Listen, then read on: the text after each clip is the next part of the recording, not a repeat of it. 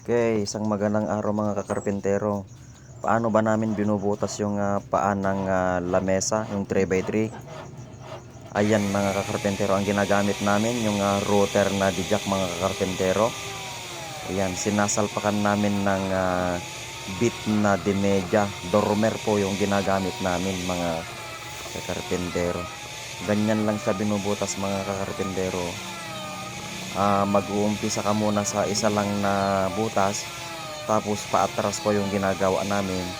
Pinapakain po namin yung bit ng pakunti-kunti lang mga kakarpintero. Ayan, itutusok lang na ganyan mga kakarpintero. At saka may guide naman yan mga kakarpintero. Hindi yan mag-iiba ng daan niya kasi may guide. Ayan, at saka linilinis natin. Ito walang pa harap at paatras lang mga kakarpintero. Yan, napaka easy lang mga karpintero. Kung gusto nyong gayahin, maganda po ito na pambutas. Ayan po yung dormer, oh. Yan po yung bit na ginagamit namin. Ayan, at saka malinis pa mga kakarpintero. Ayan, thank you for watching mga kakarpintero.